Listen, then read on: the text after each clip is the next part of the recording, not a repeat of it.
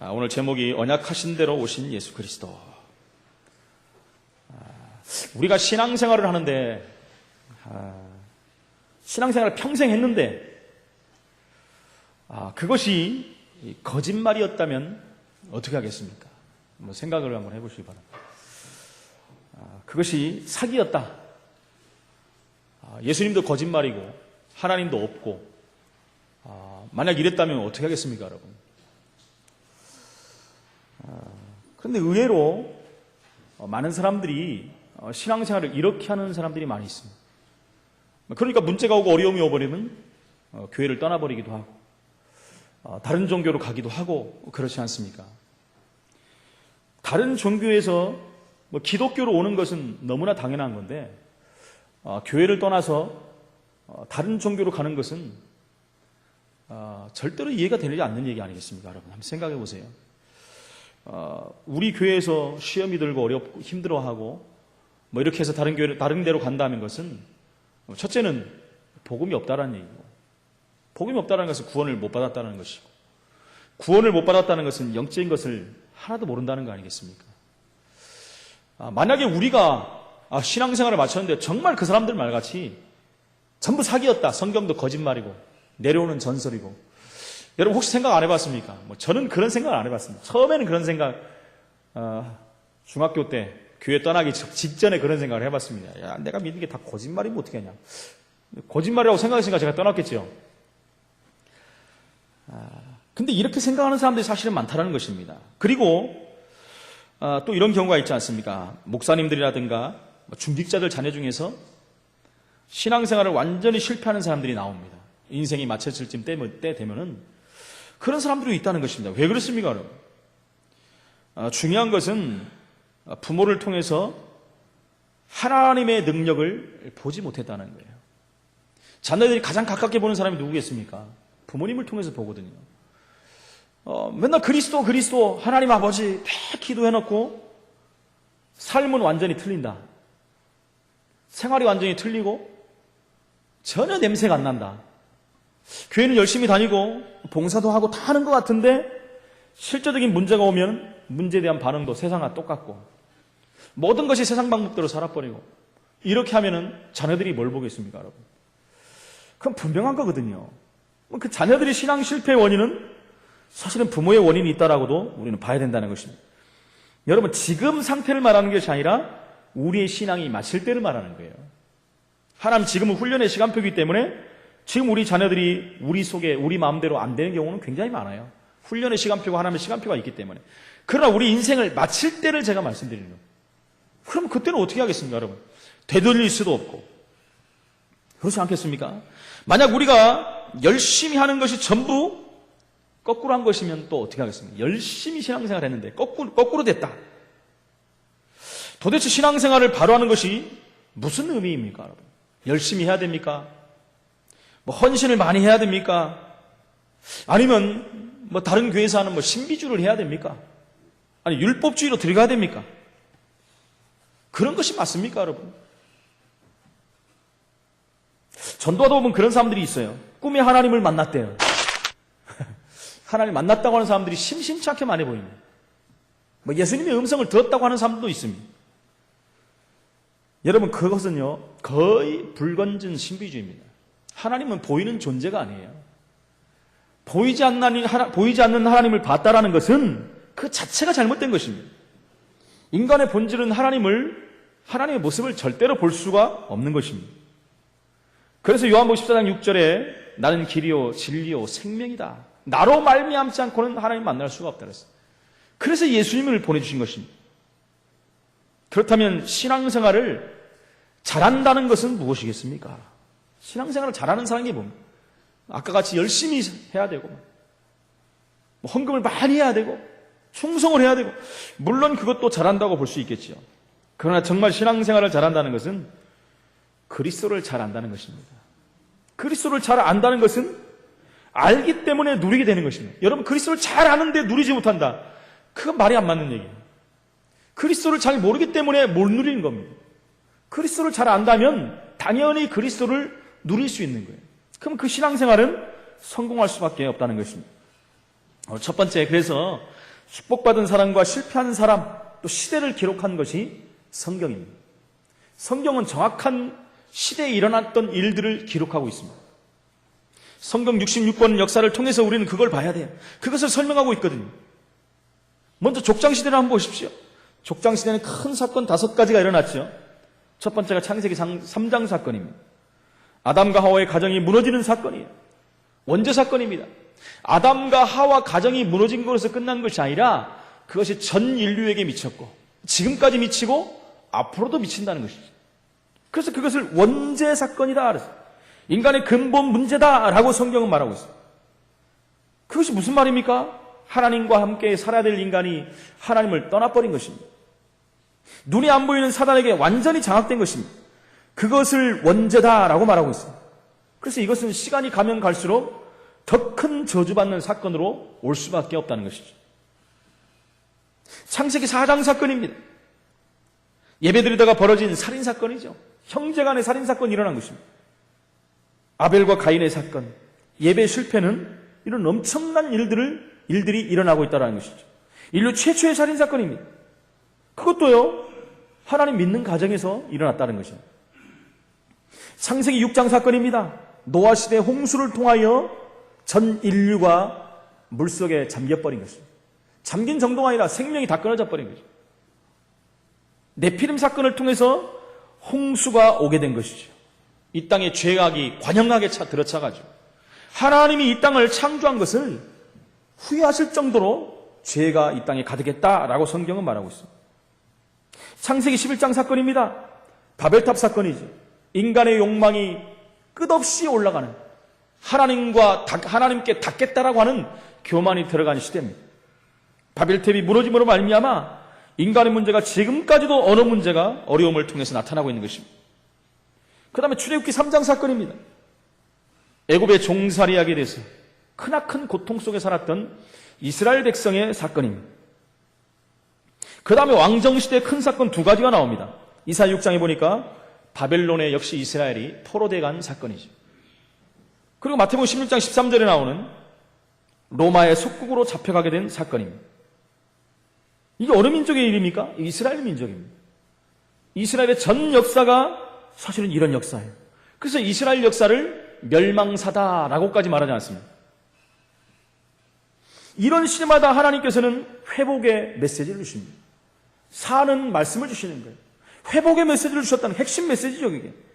그게 바로 구약의 메시아요, 신약의 그리스도인 것입니다. 똑같은 말이죠. 히브리어로 쓰였기 때문에 구약은 메시아라는 표현을 합니다. 신약은 헬라어로 쓰였기 때문에 크리스토스라고 합니다. 그걸 한국말로 말해서 그리스도라고 말합니다. 무슨 말입니까? 창세기 3장 15절에 여자의 후손이 뱀의 머리를 상하게 할 것이다. 출애굽기 3장 18절에 희생제사 드리러 가야 된다는 것입니다. 이사야 7장 14절에 처녀가 잉태하여 아들을 낳을 것이니 그 이름을 임마누엘이라 하리라. 마태복음 16장 16절에 주는 그리스도시요 살아계신 하나님의 아들이시라는 것입니다. 창세기 3장 15절로 말미암아 창세기 3장 원죄에서 해방되는 메시지를 먼저 주신 것입니다. 출애굽기 3장 18절을 통해서 애굽의 종되었던 이스라엘이 빠져나오는 메시지입니다. 그리스도지요. 이사야 7장 14절 메시지로 말미암아 바벨론에 포로되어 갔던 이스라엘이 해방되는 메시지입니다. 마태복음 16장 16절에 속국되었던 로마가 완전히 해방되는 그리스도의 메시지인 것입니다. 여러분, 그것이 그러면 구약과 신약 시대로 끝난 것입니까? 그것이 지금 오늘에게 그대로 우리에게 적용이 된다는 거예요. 그 그리스도가 우리에게 적용이 되고 그 그리스도를 믿는 자는 바로 여기에서 해방되는 것입니다. 창세기 3장에서 해방되는 것입니다. 4장, 6장, 11장, 출애굽기 3장에서 완전히 해방되는 것입니다. 그게 그리스도의 복음이라는 것입니다. 그런데 여기에 대한 관점에 따라서 사실은 역사가 많이 바뀐 것입니다. 어떻게 예수님을 그리스도 보느냐에 따라서 종파가 달라지고 교파가 달라지고 또 교단이 나눠지게 된 것입니다. 무슨 목수아들이 무슨 그리스도냐? 우리가 기다리는 메시아가 무슨 목수아들로 어떻게 마국간에서 태어나느냐? 말도 안 된다. 그렇게 말하는 것이 유대교입니다. 하신 일을 보면 선지자 같은데 그리스도는 아니다.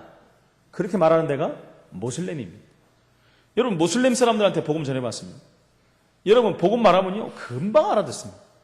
그리스도 믿는다는 거예요. 예수 그리스도 믿는데요. 영접한다면 안 하네. 믿는데 왜 안 하냐? 그분은 선지자래, 선지자. 선지자 정도만 합니다. 그리고 자기를 구원하는 사람은 알라신, 모하메드. 자기는 알라신, 여러분 알라신이 누군지 압니까? 우리가 믿는 하나님이에요. 구약에 나온. 근데 그 하나님을 믿는 방법이 모하메드를 통해서. 그게 틀린 겁니다. 우리는 예수님을 통해서. 이제 2부 때도 나오겠지만 아브라함과 이스마엘이 나오지 않습니까? 간단히 말하면 이삭과 이스마엘. 이스라엘은 이삭의 계통을 믿는 것이고 모슬렘은 이스마엘의 계통을 믿는 것입니다. 간단히 말하면. 그래서 이삭의 씨를 통해서 나오는 그리스도가 구원자가 되는 것이고 그리고 모슬렘은 이스마엘의 씨를 통해서 오는 모하메드를 믿는 겁니다. 그게 구원자라고 생각하는 거예요. 그래서 예수는 굉장한 선지자 중에 하나다라고 생각하는 것이 모슬렘이라는 것입니다. 이런 일들이 벌어지는 것이죠. 모르니까 그런 일들이 벌어지죠. 정확한 복음을 모르면 다른 곳으로 갈 수밖에 없는 것입니다. 어제 제가 어떤 영상을 하나 봤는데 한 2년 전에 있었던 영상입니다. 혹시 보신 분들이 있나 몰라도 이란에서 이상한 일들이 벌어지고 있다는 겁니다. 이란이면 굉장히 모슬렘의 98% 이상이 모슬렘입니다. 이란 나라가. 그리고 민주 진영에는 적대 국가로 우리가 알고 있지 않습니까? 근데 이 나라에 이상한 일들이 벌어진다는 거예요. 무슨 일이냐면 젊은이들 사이에서 그 모슬렘에 대한 회의가 계속 일어난대요. 그들이 말했던 종교 개혁도 실패했다라고 생각하고 나라에서 정해놨으니까 믿긴 믿는데 전혀 거기에 대한 그 감각이 없다는 거예요. 기쁨도 없고 감각도 없고. 그래서 젊은이들 층에서 그들의 마음을 움직이는 자가 누구냐? 동영상에 뭐라고 나오냐면 갈릴리 사람이다 이렇게 나오는 거예요. 갈릴리 사람이 누굽니까? 예수 그리스도죠. 그래서 그 사람들이요 모이는 장소들이 있더라고요. 그걸 추적을 했는데 깜짝 놀랐어요. 이란에만 지하 교회들이 어마어마하게 많다는 거예요. 거길 들어가는데 여러분 예배를 드리는데요 3시간씩 드립니다. 한 번에 2시간을 뛰면서 찬양을 해요. 여러분 그냥 우리 같은 이렇게 딱 찬양하는 게 아니라 감격에 겨워서 막 울면서 찬양을 하면서 할렐루야 하면서 찬양을 해요. 저 그걸 보면서 성령의 역사가 일어나는구나. 얼마나 감격을 하는지 모르겠어요. 근데 거의 젊은 층들이에요. 그러면서 어떤 대학생하고 이렇게 인터뷰를 하는 모습이 나왔는데 이렇게 위험하게 어떻게 예수를 믿느냐. 이란이라는 나라는요 종교를 개종하면 사형입니다. 사형. 말할 것도 사형이에요. 굉장히 무서운 나라입니다. 그래서 자기들은 예수를 믿고 나서 너무 평안하다는 거예요. 세상에서 이런 평안을 가져본 적이 없다는 거예요. 그러니까 자기들은 이 모임에 오지 않을 수가 없다는 거예요. 그리고 나서 자기들은 그 평안과 기쁨을 말할 수밖에 없다는 거예요. 그래서 대학에서 자기 직장에서 너무너무 조심스럽게 말을 하고 있다는 거예요. 전도를 하고 있다는 거예요. 여러분 생각해 보시죠. 그 듣는 사람이 가서 고소해버리면 이 사람 바로 잡혀가는 거예요. 그것을 무릅쓰고 전도운동이 지금 이란에 일어나고 있어요. 그래서 제가 하나님의 시간표는 정확하구나. 예루살렘, 유대, 사마리아, 땅끝까지. 그렇죠. 지구를 한 바퀴 탁 돌고 지금 한국을 돌고 중국을 돌고 마지막이 모슬렘권이라고 했는데 모슬렘 속으로 계속 복음이 들어가고 있는 거예요. 전혀 들어갈 것 같지 않은 모슬렘 지역에 거기는요 목숨 걸어야 되거든요. 복음 들어가 죽지 않습니까? 터키에서 몇 년 전에 봤지 않습니까? 선교사들이 얼마나 많은 사람들이 죽었습니까? 지금도 그래요. 그 모슬렘을 말하는 것입니다. 그 사람들은 그렇게 말해요. 무슨 그리스도냐? 그분은 선지자다. 이렇게만 말하는. 모든 삶을 완벽하게 하면서도 예수는 그냥 뛰어난 선생님을 뛰어난 선생님을 강조하는 데가 여호와 증인. 그들의 삶은 완벽합니다. 그렇죠? 전도하러 다녀도 그 사람들은요 코디가 따로 있어요. 완벽한 코디, 계절에 따라서 지역에 따라서 다 틀립니다. 말씨 쓰는 것 얼마나 많은 것을 준비하는지 모릅니다. 여호와 증인들이 포럼을 최고 잘합니다, 여러분. 오늘 거기는요 한참 됐어요. 매주 모이면 몇 시간씩 포럼을 합니다. 오늘 누구를 만났고 그 사람에게 어떻게 여호와 하나님을 전했고 뭐 이런 일들이 하지. 깨알같이 기록하고 그들 말대로 기도하고 포럼하고 복음만 없지 완벽합니다. 그 사람. 그런데요, 예수님을 그리스도로 믿지 않습니다. 여러분, 아무리 하나님을 잘 믿으면 뭡니까? 예수님을 통하지 않고는 방법이 없다라는 것이죠. 예수님을 인정하면서도 자꾸 구약 사상적으로 들어가는 종교가 있어요. 안식교입니다. 안식교. 그러면 뭐라 그러죠? 안식일을 지켜야지 무슨 새 절기를 지켜야지 구원받는 것이지. 안식일을 지키지 못하면 전부 지옥 간다. 이렇게까지 말합니다. 지옥 간다 그래요. 또 예수님을 인정하면서도 이상하게 그리스도를 약화시키는 종파가 있어요. 천주교입니다. 천주교. 예수 이름 말합니다. 그렇지요? 근데 한번 천주교 한번 보십시오. 전부 아기 예수로 예수님을 그려놓고 있어요. 항상 예수님을 안고 있는 사람은 마리아. 은연중에 그냥 마리아가 대단하다 이렇게 느껴질 정도로 이렇게 보는 관점에 따라서 이렇게 나눠지게 되는 거예요. 무엇을 받느냐에 따라서 사실은 끝이 달라지는 것이요. 영생까지도 달라지는 것이요. 이들은 잘못 받기 때문에 구원 얻는 축복 속에 들어오지 못한 것이죠. 이런 것을 우리가 보면서 인간을 멸망시키는 흑암이 어떻게 활동하는지를 우리는 봐야 됩니다. 어떻게 해서든지 그리스도만 모르게 만드는 것이 사단의 전략이에요. 다른 거 다 좋다는 거예요. 모든 거 다 해도 된다는 거예요. 오직 그리스도만 모르게 만드는 것이 사단의 전략입니다. 그리스도를 우리가 어떻게 아느냐에 따라서 신앙생활이 달라집니다. 우리가 복음 안에 들어와서도 어떻게 그리스도를 아느냐에 따라서 신앙생활은 각자 다 달라지게 됩니다. 실제로 현장의 문제가 뭔지를 알아야지 우리는 성경에서 해답을 찾을 수 있습니다. 현장이 지금 어떻게 돼 있고 현장에 어떤 일이 벌어지고 있고 이런 부분들을 우리가 정확히 봐야지 그리스도가 보여지게 되어 있는 것입니다. 여러분, 예나 지금이나 똑같은 일이 벌어지는 것입니다. 그리스도를 얼마나 압니까? 여러분, 늘 우리는 질문해야 돼요. 나는 그리스도를 얼마나 누리고 있고 그리스도로 말미암아 얼마나 만족하고 있고 그리스도로 나는 얼만큼 행복하고 있는가? 내 인생이 정말 그리스도 때문에 사는가? 아니면 아직도 난 육신의 메인 삶을 살고 있는가? 우리는 늘 말씀을 통해서 확인해야 되는 것입니다. 지금 전 세계는요, 안타깝게도 이 그리스도를 강조하지 않고 있답니다. 그리스도를 강조하지 않아요. 교회들이 강조를 안 하죠. 왜 강조를 안 하겠습니까, 여러분? 그럼 너희만 맞냐? 그런 말이 아닙니다. 똑똑하냐? 그것도 아닙니다. 그리스도를 강조하지 않고 있다는 것은요, 그리스도를 잘 모른다는 거예요. 여러분, 그리스도를 잘 안다는 것은 아까 말했잖아요, 제가. 누리게 되어 있는 거예요. 당연히 누리게 되어 있어요. 당연히 누리게 되어 있으면 증거가 나타나게 돼요. 증거가 나타나면 말하게 되어 있고요. 증거가 나타나면 기쁘고 감사합니다. 그렇죠. 그리스도를 알면 내가 만족한데 다른 게 필요 없을 정도로. 바울이 그랬잖아요. 내가 그리스도를 알고 나니까 다른 것은 다 배설물 정도밖에 안 된다. 한마디로 말하면 여러분, 그 말은 상대가 안 된다는 거예요. 그리스도가 이 땅의 모든 것과 대비할 수 있다는 게 있는 게 없는 거예요. 그래서 찬송에 나오잖아요. 주 예수보다도 귀한 것은 없는. 세상 부귀 영화 그 어떤 것 가지고도 그리스도를 대체할 수 있는 게 없습니다, 여러분. 그리스도를 잘 모른다는 것은요, 현장의 문제가 뭔지 모르는 것입니다. 더 나아가서 자기 자신의 문제를 모르고 있는 거예요. 해결할 방법도 없다는 것입니다. 그 정도가 아니라 그리스도가 논쟁화돼 버리지 않습니까, 지금? 그리스도가 논쟁화 됐어요. 그리스도가 맞다 아니다 싸움, 첫 번째 싸움은 그거였어요. 그리스도냐 아니냐, 그거의 싸움이었고, 두 번째는요, 그 예수가 그리스도임을 말하고 안 하고 하는 싸움이에요. 우리한테 그러잖아요. 니네는 맨날 할 말이 그렇게 맨날 그리스도만 말하냐. 뭐 계절에 한 번씩 얘기하고, 뭐 부활절에 한 번씩 얘기하고, 성탄절에 한 번씩 얘기하고, 성탄절에 몇 번 더 얘기하고. 여러분, 기독교 방송 한번 보시라니까요. 봐보세요. 뭐 물론 다 그런 건 아니에요. 근데 어떤 분들 설교하는 거 보면요,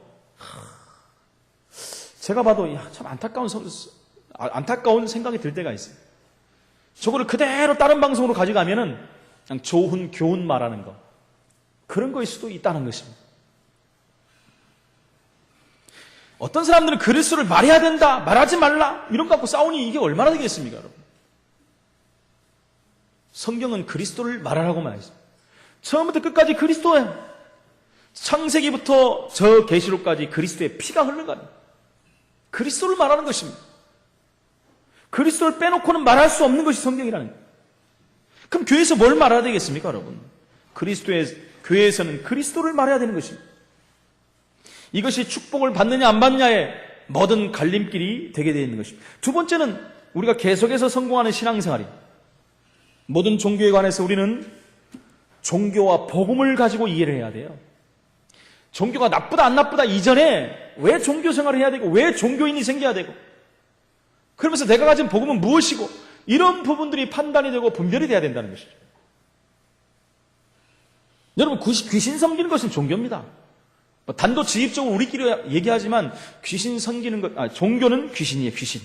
그래서 귀신 섬기는 것은 종교. 똑같은 말이죠. 거기서 빠져나오는 것이 복음입니다. 빠져나오는 것이 복음이에요. 여러분 운명을 살피며 사는 것이 종교입니다. 거기서 빠져나오는 것이 복음이에요. 종교는 그래서 인간이 찾아가는 것입니다. 도를 쌓고 공덕을 쌓고 수양을 쌓고 열심을 내고 선행을 하고 이것이 종교예요. 인간이 찾아가는 것입니다. 다 인간이 하는 거 아니겠습니까? 복음은요, 하나님이 찾아오신 거예요. 우리가 아직 죄인 되었을 때 그리스도께서 우리를 위하여 죽으신 겁니다. 우리가 죽은 게 아니에요. 그리스도께서 우리를 위해서 죽었다는 것입니다. 그분이 예수 그리스도예요. 절대로 인간이 해결할 수 없는 창세기 3장 문제를 예수님께서 십자가에서 해결했다는 거예요. 우리가 노력을 해갖고 해결한 게 아니에요. 열심을 내갖고 해결한 게 아니에요. 우리가 대신 죽어서 해결한 게 아니라는 것입니다. 우리가 죽어도 이거는 해결할 수가 없어요. 여러분, 하는 것과 지키는 것은 종교입니다. 그러나 되어지는 것이 복음입니다.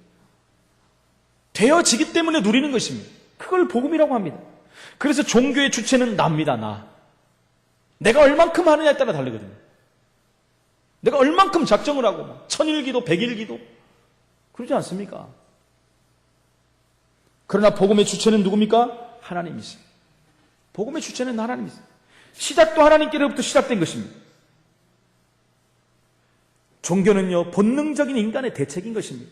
하나님 떠난 인간이 본능적으로 하나님을 만나려고 노력하는 것이죠. 근데 하나님 만날 수 있습니까? 절대 만날 수 없는 거예요. 하나님 만나러 이 땅에 오신 것이라는 거예요. 만나러 오신 하나님을 만나면 끝나는 거예요.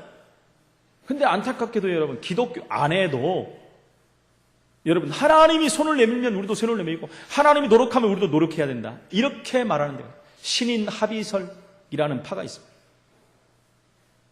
여러분 혹시 그쪽에서 오신 분들도 있겠지만 감리교가 그걸 주장합니다. 사실은. 그러니까 그리스도를 어떻게 받냐에 따라서 종파가 달라지고 교단이 달라집니다. 교단이 거기서 나오는 거예요. 여러분. 감리교 성결고는 그걸 주장합니다. 그걸 신인 합의설 그래요. 우리 장로교는 뭐예요? 하나님이 100% 하신 거예요. 그걸 은혜라고 하지 않습니까? 그 은혜에 의해서 우리가 그 사실을 믿음으로 구원받는 것이지 우리가 또 열심을 하고 노력을 해서 하나님이 이만큼 하셨으니까 십자가에서 이만큼 하셨으니까 우리도 좀 열심을 내고 노력을 해야 된다. 그렇게 말하는 것입니다. 여러분 뭐가 맞습니까? 여러분 세상적으로 보면 맞는 것 같아요. 그죠? 하나님께서 이렇게 노력하시니까 우리 인간도 좀 노력을 해야 된다. 열심을 내야 된다. 손을 마주 잡고 구원이 이루어지는 것이다. 맞는 것 같으니까 여러분. 아닙니다. 성경은 그렇게 말하고 있지 않다는 것이죠. 또 어떤 사람들은요, 능력, 기적 이런 걸 보면서 복음과 이렇게 맞춰보려고 해요. 그게 복음이라고 착각하는 사람들도 있다는 것이죠. 여러분 오늘 18절에 보니까 요한의 제자들이 이 모든 일을 그에게 알리니 모든 일이 뭡니까? 기적과 역사, 표적, 이사가 막 보여진 거예요. 그걸 봐야지 그리스도를 믿습니까, 여러분? 그런데 이렇게 보고 지금 예수를 믿는 단체들이 얼마나 많습니까, 사실은? 그 신비주의 단체들. 뭘 봐야지 시원하고 넘어져야지 시원하고 뭐가 들려야지 시원하고 맨날 넘어지고 자빠지고 죄송합니다, 자빠진다 그래서 엎어지고 그래야지 확신이 오고 오늘 가서 엎어졌더니 내가 확신을 가졌다. 뭔가를 봤더니 내가 하나님 자녀라는 확신이 들었다. 여러분 천만의 말씀이 그건 얼마 가지 못해요. 그런 사람들은 매일 봐야 되고 매일 들어야 돼요. 복음은 그런 것이 아닌 것입니다. 성경에는 보라, 들어라 그런 말이 없어요. 성경이 뭐라 말씀대로 믿어라. 말씀대로 믿으면 되는 건데, 여러분 정말 우리가 신비주의 해야 되고 그런 것이 맞다라면 저는 생각하면 얼마나 힘든지 몰라요. 비슷하게 해봤잖아요. 제가 평생 그렇게 살아야 되잖아요. 하나를 얻으면 두 개째 얻어야, 세 개를 얻어야, 네 개를 얻어야 돼요. 방언을 하면 그 다음 거 통변을 해야 돼요. 분별의 영을 가져야 돼요. 투시의 은사도 가져야 돼요. 열매까지 가지려고 끊임없잖아요. 인간의 욕심이 거기 또 다 나와요. 여러분 신비주의 하는 사람 보십시오. 한 가지로 만족합니까? 똑같아요. 하나 얻으면 두 개, 두 개 얻으면 세 개. 제가 해봤잖아요. 방언 얻으니까 하나님 이번에는 통변. 그러면서 죽겠더라고요. 속으로. 야, 방언 얻는데도 제가 산에 다니면서 얼마나 목이 새고 그랬는데 이제 그 다음 거 얻으려면 와, 그럼 열 몇 개 언제 얻지? 그럼 얼마큼 도대체 기도를 해야 되지? 여러분 전도하고 그런 거 아무 상관이 없어요. 큰일 나는 것입니다. 여러분. 제가 말씀드린 은사 그런 게 잘못됐다는 게 아니에요. 지금 복음을 모르고 그런 쪽으로 빠져버리면 영 머나먼 길로 가버려요. 복음하고 상관없는 삶을 살아버려요. 늘 체험하는 삶 속으로 들어가려고 한다는 것입니다. 하나님은 그걸 원하시는 것이 아니에요. 복음은 그런 것이 아니라는 것입니다. 계속해서 신앙생활 성공하는 비결은 복음을 붙잡는 길입니다. 복음과 종교, 신비 확인하는 길입니다. 무엇이 맞는 것을 우리가 체험을 해야 된다는 거예요. 세 번째는 그래서 예수님이 언약대로 오신 것입니다. 언약대로. 복음은 오늘만이 아니라 미래와 연관이 있습니다. 오늘로 끝나는 것이 아니에요. 미래까지 연관이 되어 있는 것입니다. 흑암 문화도 바꿔야 되고 우리의 후대들도 살려야 되고 결국 어떻게 해요? 세계복음화 해야 되기 때문에 우리의 힘으로 할 수 없습니다. 신비주 갖고 할 수 없어요. 일단 사람들 모이게 하는 데는 굉장한 효과가 있겠지요. 신비주의 하면 그죠? 저도 그것을 하려고 했던 사람이기 때문에 지금도 보시죠. 기적이 일어나고 막 이상한 일들이 벌어지면 사람들이 우르르 몰려가요. 그것이 이단이든 아니든 다른 종교든 아니든 기적만 일어나면 사람들이 다 몰려가요. 일단 가봐요. 일단 가보는 게 문제가 아니라 여러분 2단 미혹돼 버려요. 그럼 3단 빠져나오지를 못해요. 이것이 문제예요. 사단의 전략. 말세에 일어나는 전략 중에 하나가 적그리스도 영입니다. 예수님같이 기적을 행한다니까요. 그러니까 말씀이 없는 사람들은 다 넘어가는 거예요. 언약대로 오신 예수 그리스도. 여러분 전도와 복음을 이해한다면 그래서 우리는 오직이라는 축복이 누려지는 것이 오직이라는 부분이 보여지는 것입니다. 그것이 우리가 실천해야 될 부분이에요. 왜 우리가 오직이라는 부분이 안 보입니까? 전도와 복음 이해가 안 가는 거예요. 고통당하는 현장이 보여지질 않는 거예요.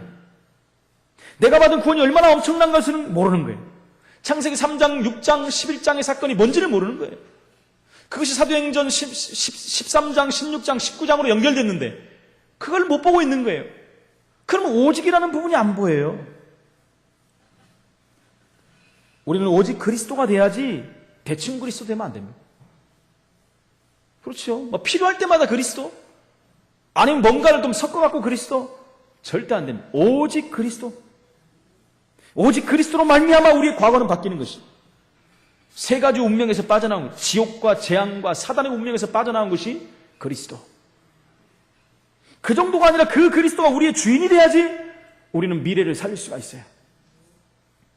그 다음에 사도행전 1장 3절에 오직 하나님 나라. 이것이 우리의 삶의 방향이요 목표입니다. 하나님 나라가 이 땅에 임하는 것이 하나님의 계획이기 때문에 그러기 위해서는 여러분 저와 여러분들의 체질을 바꿔야 돼요. 우리 체질은 어떻게 해요?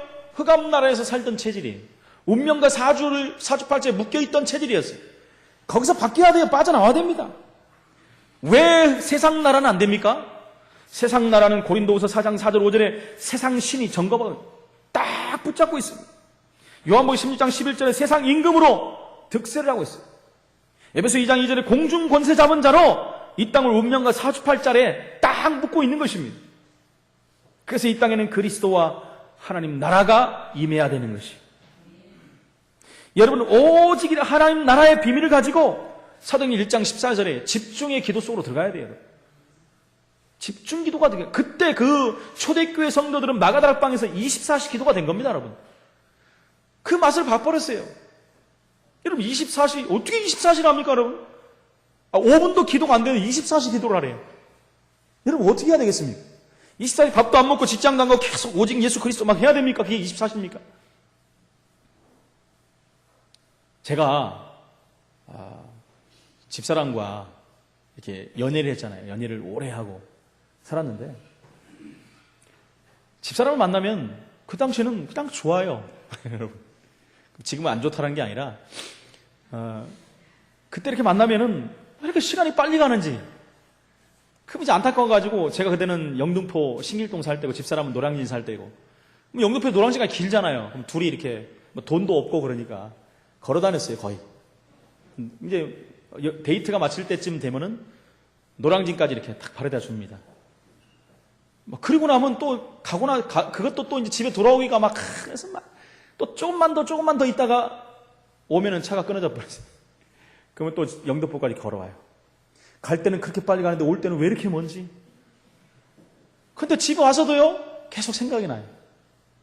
그럼 다음 날 또 이렇게 생각을 하고 자꾸 만나고 그래야 돼요. 그러니까 자주 만났어요 저희는. 안 만나는 날도 계속 생각이 나요. 그게 24시입니다, 여러분. 그게 24시예요.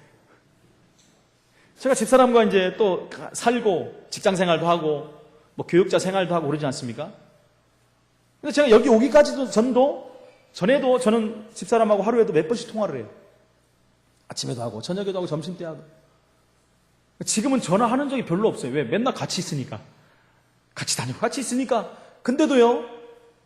제가 만약 먼 사역을 가면 꼭 전화를 해요. 여러분 그게 24시입니다. 제가 우리 집사람을 생각 안 하고 집사람이 저를 생각 안 하고 서로 뭐 이상하다 그러면 전화하겠습니까 여러분? 안 하잖아요.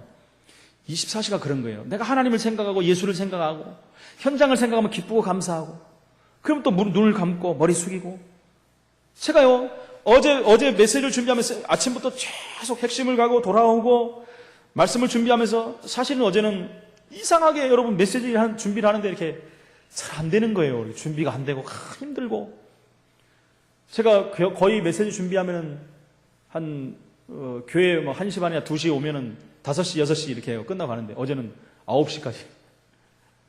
이상하게 안 잡히는 거예요. 시간은 가는데 안 되고. 주야. 그럼 2시부터 9시까지요. 제 머릿속과 마음은 계속 기도하는 거예요. 하나님 앞에. 하나님, 이 말씀을 주옵소서. 말씀. 어떻게 하면 말씀을 올바로 전할 수 있습니까?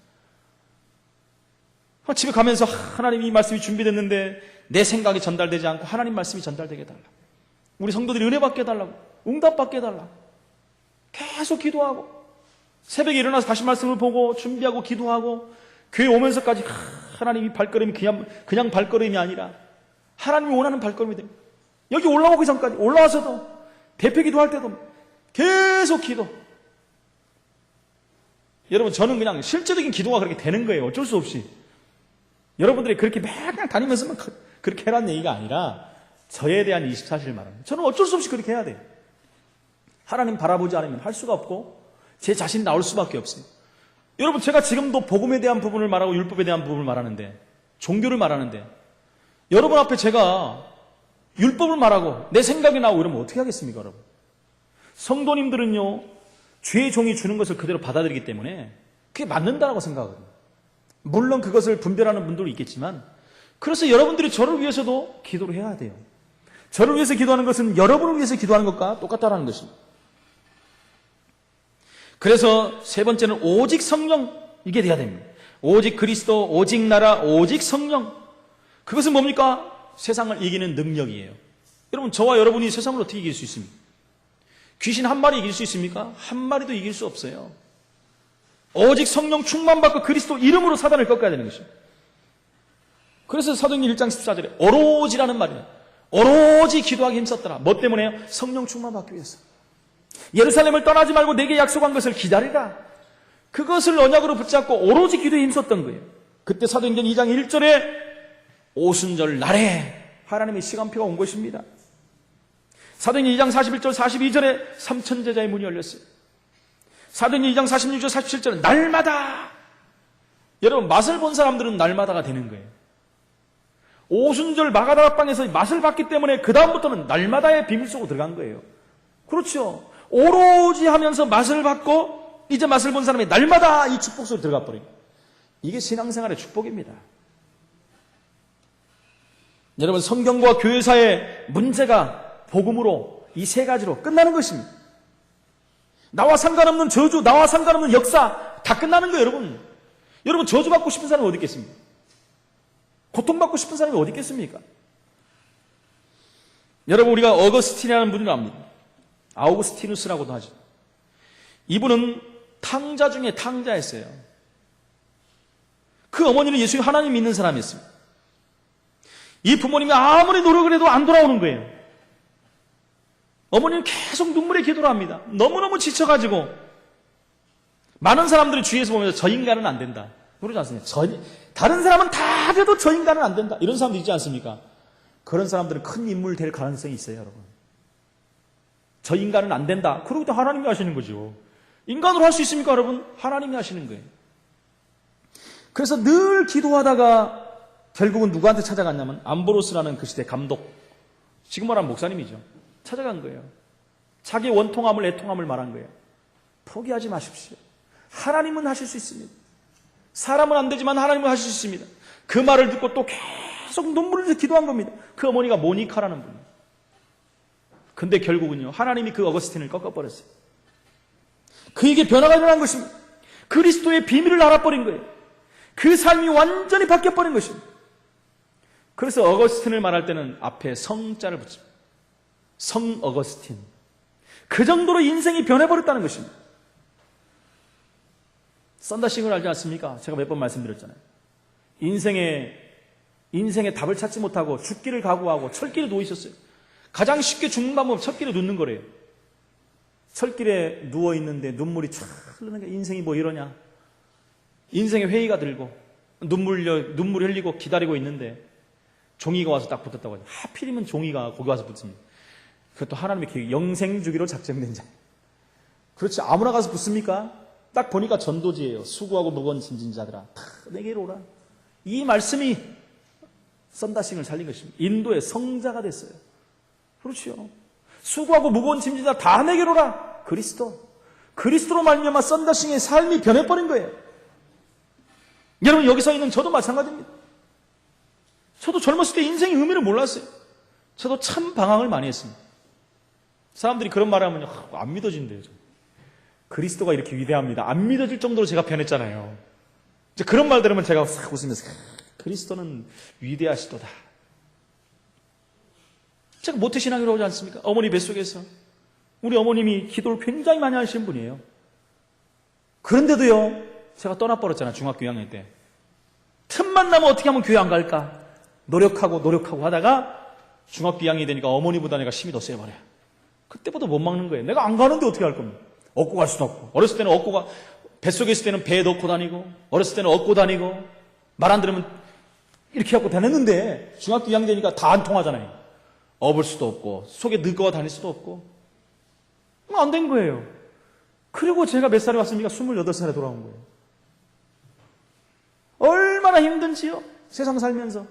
죄송합니다. 20대 때 저는 그런 게 왔어요. 비교적 초반부터 저는 세상이 뭐냐, 인생이 뭐 이래. 그러면서 하는 말이 맨날 이래서 뭐 좋은 수가 없을까? 좋은 수가 없을까? 하다가 마시러 다니고, 방황하고, 헷갈리고, 늘 죽음이란 걸 생각하고, 매일 이런 삶을 살았어요. 그러다가 제가 그리스도를 만났다니까요. 고등학교 동창들이 저를 만나면은 뭐라고 하는지 압니까? 진짜 하나님 있는 거 없다, 너 보니까. 그러면 제가 그 당시에 어떻게 살았는지 좀 나오잖아요. 근데도 안 믿더라고요.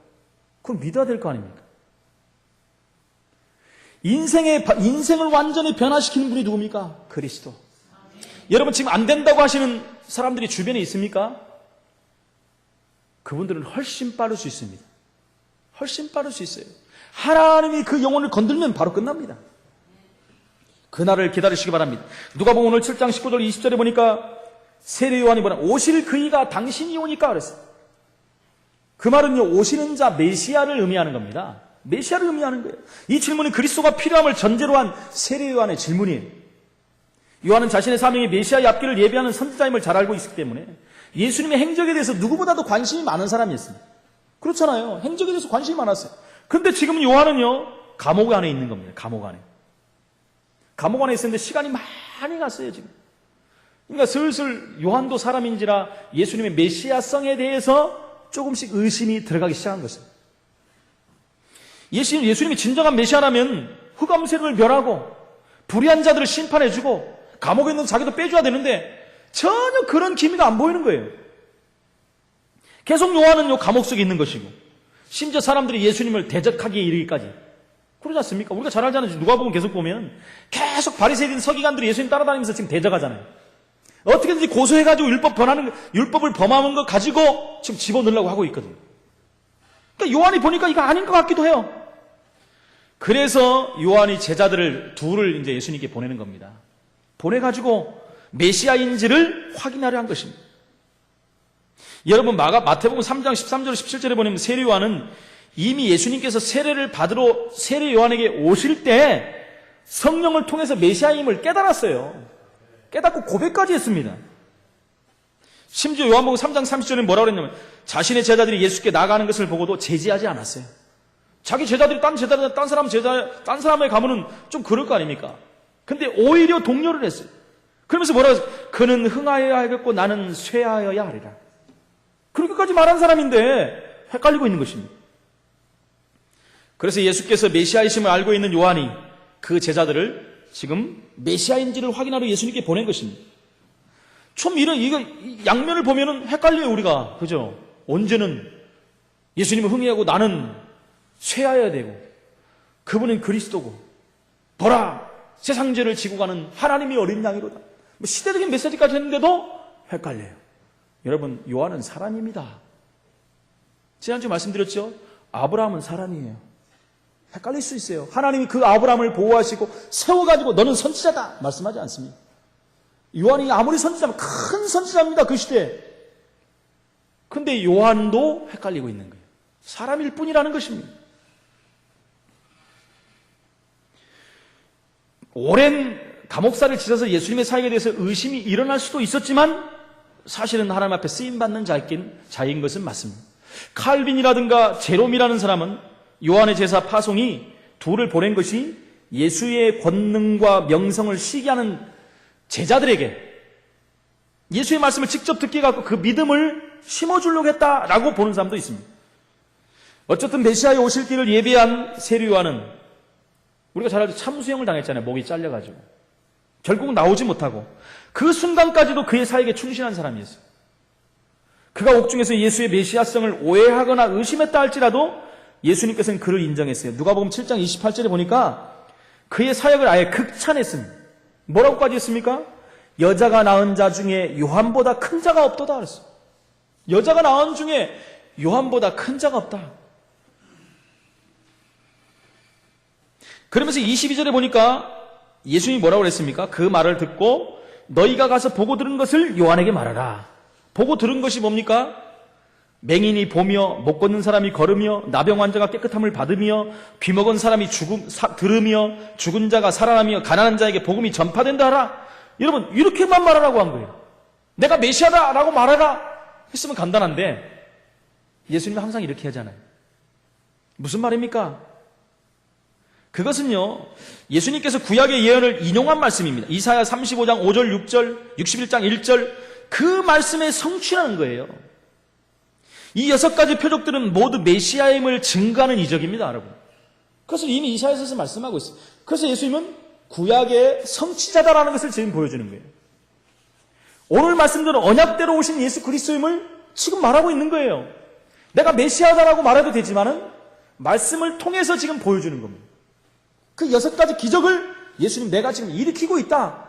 그러면 누군가를 분별하라 지금 말하고 있는 것입니다. 여러분 그러면서 23절에 보니까 누구든지 나로 말미암아 실족하지 않은 자는 복이 있도다. 이게 무슨 말입니까? 이건 이 말의 역설적인 표현입니다. 로마서 10장 13절에 누구든지 주의 이름을 부르는 자는 구원을 받으리라. 똑같은 말입니다. 여기서 실족하다는 말은 걸어서 넘어뜨리다, 함정에 빠뜨리다 이런 말입니다. 사단이 쳐놓은 돛에 걸려 넘어져서 죄를 범하고 결국 영혼이 사망에 이르는 결과를 초래한다는 것이죠. 그 무슨 말입니까? 이 말은 신약에서 죄를 범하게 한다는 의미로 쓰이는데 누구든지 이거 풀어서 얘기하면 누구든지 자신을 오해하거나 예수님을 오해하거나 정죄하며 거절하면 화가 있을 것이라는 거예요. 예수님으로 말미암아 화를 받는다는 거예요. 믿지 않음으로 말미암아 화를 당한다는 게 그 말입니다. 지금. 반면에 예수님을 생명의 주로 바로 알고 받아들이면, 믿고 받아들이면 복이 있다라는 말입니다. 결론적으로 말씀드립니다. 최고의 축복이 뭡니까, 여러분? 최고의 축복, 바로 그리스도의 유일성을 발견하는 것입니다. 오직 예수, 아까 말씀드린 것 같이 오직 예수가 발견된 사람은 오직 하나님 나라, 그것이 된 사람은 그것을 위해서 오직 성령 충만을 받는다는 것입니다. 유일하다는 걸 발견한, 그게 절대적이라는 절대성을 확인한다. 완전성과 필연성, 영원성, 이거를 알게 되는 것입니다. 그럴 때 여러분 오는 것이 유일성의 응답이 옵니다. 그 누구도 건들 수 없는 유일성의 응답이 그때 온다는 것입니다. 이렇게 될 때 하나님의 방법이 보이는 거예요. 그렇죠. 하나님의 방법이 이때 보이는 것입니다. 하나님의 방법이 맞다라면 그때 우리는 최선을 다하는 거예요. 최선을 다해서, 맞는지도 안 맞는데 막 최선을 다하는 게 아니라 하나님의 일이 맞고 하나님의 방법이 맞다면 그때는 최선을 다해야 돼요. 여러분, 이게 된다면요, 우리가 언제 일을 해야 될 것인가, 여러분 여기에 대한 시간표가 보이게 되는 거예요. 아무 때나 막 하는 게 아니에요. 최적의 시간표를 볼 수 있는 것이죠. 여러분, 언약대로 오신 그리스도께서 언약대로 모든 것을 행하셨습니다. 그리고 우리에게 또 그 언약을 주시고 계십니다. 그렇다면 우리는 언약을 붙잡는 것이 신앙생활의 가장 중요한 것입니다. 이 언약을 붙잡으시고 오신 예수 그리스도와 함께 이 축복의 증인으로서는 전도자의 삶을 사는 하나님의 백성들이 되시기를 예수 이름으로 축원을 드립니다. 살아계신 하나님 은혜를 감사합니다. 언약대로 오신 예수 그리스도, 구약의 모든 예표됐던, 예언되었던 그 말씀들을 성취하러 오신 예수 그리스도, 그 그리스도께서 오셔서 언약대로 성취해 가는데도 불구하고 사람들이 알지 못하고 그리스도를 적대하며 그리스도를 핍박하기까지 하고 그리스도를 선지자로 말하고 그리스도를 오해하는 자들이 얼마나 많습니까? 정확한 그리스도로 오신 그 그리스도로 말미암아 우리의 삶이 변화되고 구원받은 것 감사하고 이 그리스도의 언약 오직에 대한 비밀을 붙잡고 24시에 축복을 드리는 증인의 삶을 살 수 있도록 성령으로 역사하여 주옵소서. 주 예수 그리스도 이름으로 기도합나이다. 아멘.